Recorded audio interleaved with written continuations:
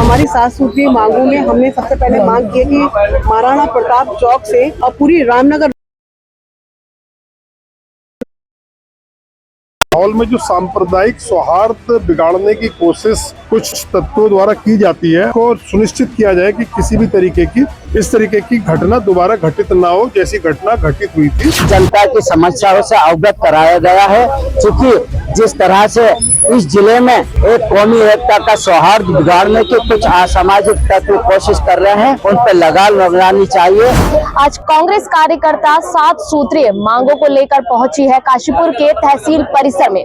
जी हाँ, नमस्कार, सुरागीलाल news channel में आप सभी का स्वागत है और मैं हूं आपके साथ मीनाक्षी सिंह। इस समय हम मौजूद है काशीपुर के तहसील परिसर में, जहां पर कांग्रेस कार्यकर्ता महानगर अध्यक्ष अलका पाल जी के द्वारा जो है 7 सूत्रीय मांगों को लेकर जो है काशीपुर के तहसील परिसर में पहुंची है। जैसे आप सभी जानते हैं कि एक मामला रुद्रपुर में भी सामने आया था, जिसमें एक व्यक्ति द्वारा नमाज पढ़ी जा रही थी, उसमें एक व्यक्ति ने दूसरे व्यक्ति ने जो है उसको लात मार दी थी। ये वीडियो जो है वायरल हुआ था। सभी विषयों को लेकर जो है 7 सूत्रीय जो मांगे हैं उनकी काशीपुर को लेकर वो यहाँ पर पहुंचे हैं। क्या कुछ ये पूरा मामला है, आइए जानते हैं। तो आज हमने 7 सूत्रीय मांगों को लेकर के आज तहसील परिसर में सभी कांग्रेस जन यहाँ उपस्थित हुए हैं।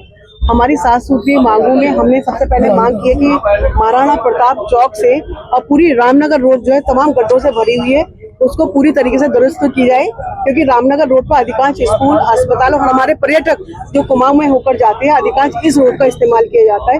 तो इस रोड को शीघ्र ही गड्ढों से मुक्त करके बहुत अच्छी इस पे रोड बनाई जाए। दूसरा हमारी मांग है कि होली और रमजान के पवित्र महीने में हमने देखा कि उत्तराखंड के अंदर कुछ ऐसी घटनाएं हुई जिसने हमारी उत्तराखंड देवभूमि को और हमारी कौमी एकता और भाईचारे को शर्मसार करने वाला काम किया। रुद्रपुर में एक नमाजी के साथ जिस तरीके से तथा कथित लोगों ने जो उनका उत्पीड़न किया, उनके साथ मारपीट की, इसी तरह से कनखल का भी वीडियो आया है जिसमें हमारे एक अल्पसंख्यक भाई के साथ दुर्व्यवहार की घटना हुई है। इसकी हम घोर भर्त्सना करते हैं और हम तत्काल प्रशासन से मांग करते हैं कि इस तरह की पुनरावृत्ति हमारी देवभूमि उत्तराखंड में ना हो। साथ ही रमजान और होली के पवित्र महीने में बिजली, पानी, सड़क व्यवस्था सुचारू रूप से हो और हमारे रमजान और होली के पवित्र महीने में हमारे जो नागरिक गण है, जनता है, अब खरीदारी के लिए अधिकांश बाजारों में आती है। तो हमारी ये भी मांग है कि चेकिंग के नाम पर अननेसेसरी उनको परेशान ना किया जाए।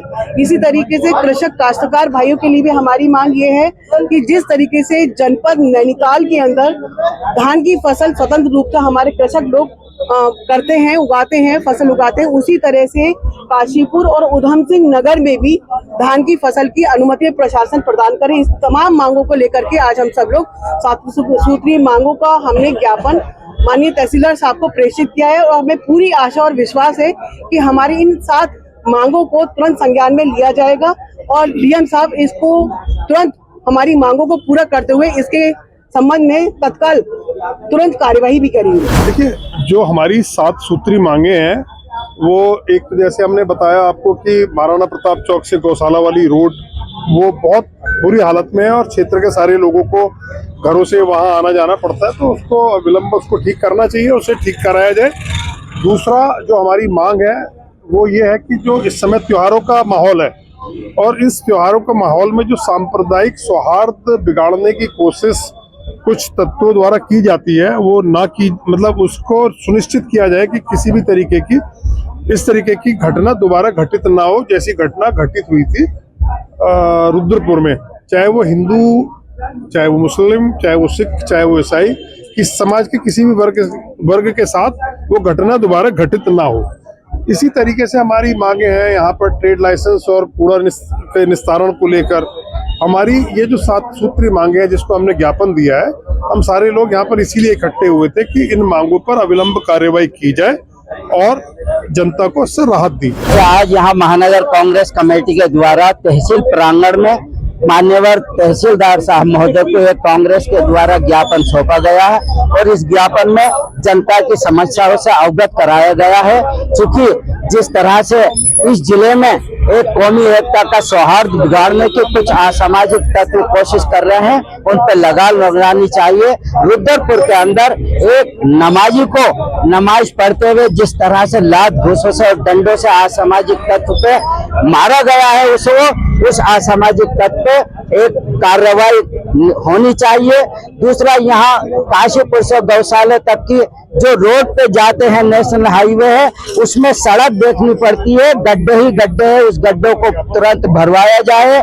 काशीपुर की जो व्यवस्था है, रमजान का महीना चल रहा है, होली का पर्व हमारे 4 तारीख को आने वाला है, तो जो खरीदार जनता बाजार में आती है उनको 2 पहिया वाहन के खड़ा होने की सुविधा निगम के द्वारा या कैसे भी हो करानी चाहिए, ताकि जनता अंदर से सामान अपना खरीद जाए।